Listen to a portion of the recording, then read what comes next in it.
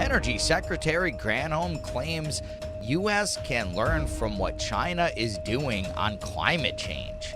Let's dive into the details, shall we? U.S. Department of Energy Secretary Jennifer Granholm claimed Friday that Americans can learn from what China is doing in combating climate change. During an interview at the annual South by Southwest conference here in Austin, Texas, Granholm sang the praises of China for its efforts to reduce climate change, claiming the country is actually very sensitive about the issue, more so than the United States. Okay, if you could see the images we're playing, I beg to differ, but let's continue.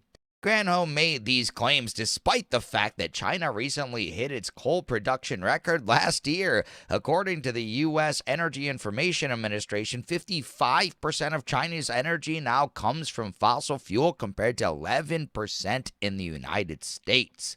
South by Southwest studio host Wajahat Ali conducted the interview with Granholm and mentioned China's negligence on climate during their discussion. A little pushback. Wasn't expecting that, Granholm, were you? He prompted Granholm, saying that China and the United States are doing so much damage to the world by neglecting the climate. Ali said, I want to talk about accountability. We don't know what's going to happen, but with China specifically, right? When we're talking about if it's Wuhan or if it's not, but accountability when it comes to those countries that are doing so much damage to the world when it comes to climate change. I hate to say it's China and it's also the United States of America.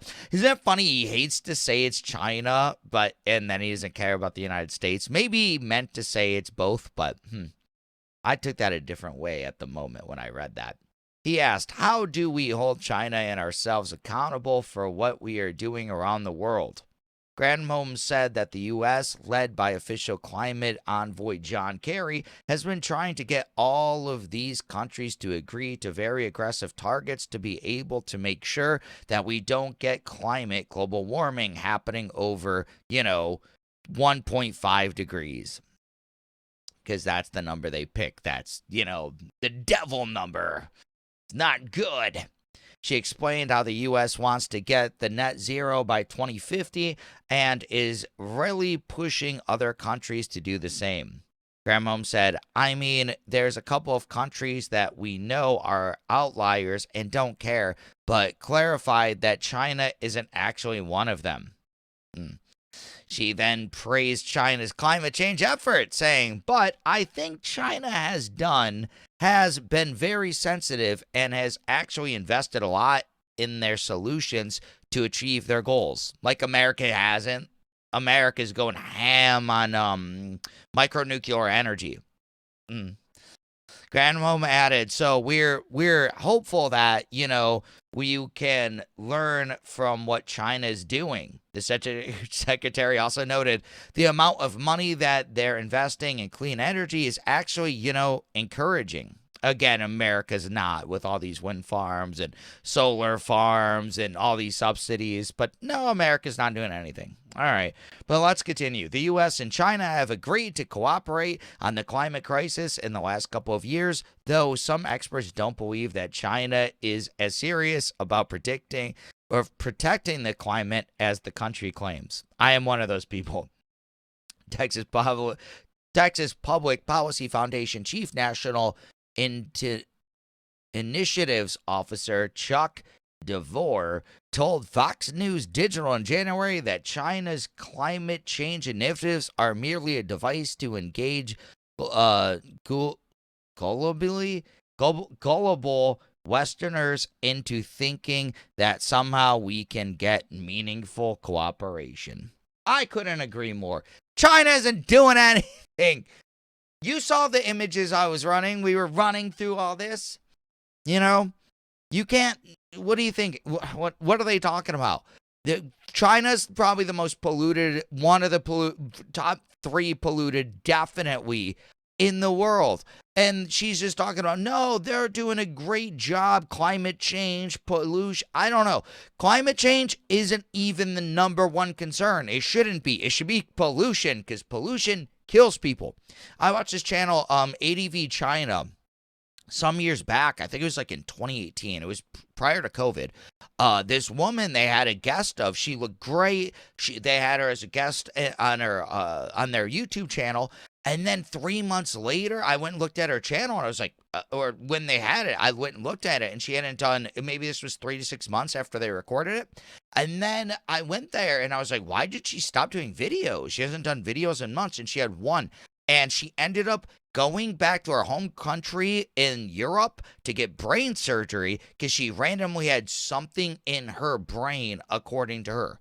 She lived in Beijing for 7 years, and I saw some videos of her not wearing a mask because she was on her bike and she hated it, but it was just, pollution everywhere.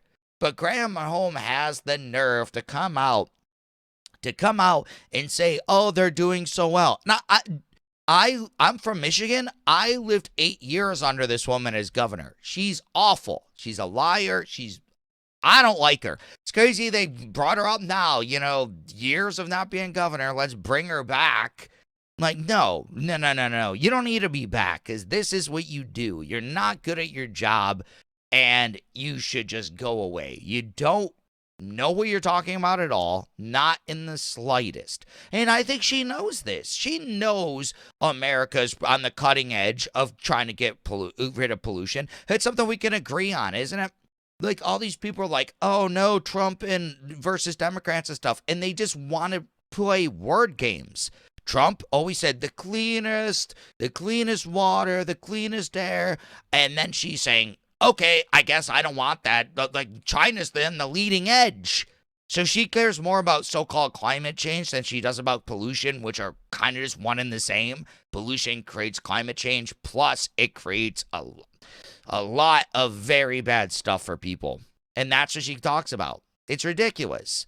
America isn't the polluter. America has been leading the way on anti-pollution for decades. So, yeah, and we could do better. Still could do better, definitely. Electric cars are getting better, and stuff like that. Nuclear becoming a very big proponent of the United States investment sector, which makes me really happy. So we're getting better and better, but we're definitely not even close. But China is way, way, way worse.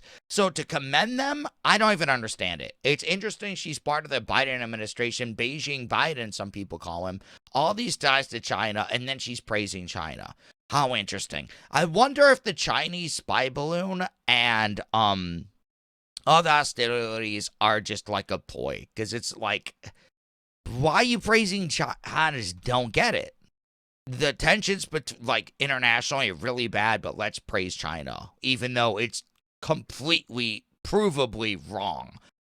Their pollution's out of control. Their climate change is out of control. Their coal things just hit a record number. They wanted to do all this stuff like, hey, let's go green energy, and then COVID hit and they import their coal and all this stuff. So it's just like, we need to really ramp up coal production.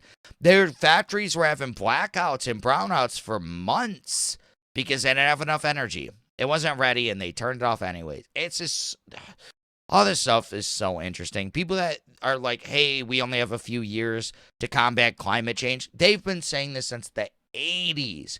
I think the whole climate change came from a Venus scientist in the 70s. That was 50 years ago. Maybe the climate change stuff is right. Okay, maybe. I always keep an open mind. But it's definitely 100% not as catastrophic as they claim. Because if it was in the 70s, we would be done by now a long time ago. But it's really interesting because they say we have 10 years every few years, and it's been 50 years, and we're still here, and not a lot has changed. Can we reduce pollution? Absolutely. Love that idea. Could man be contributing to climate change? Absolutely. But is it as dire as people say? Definitely a lot not. And Granholm definitely shouldn't be going around praising China when their pollution is one of the all-time high in the entire world, if not the highest. Them in India. I think Vietnam's kind of a contributor.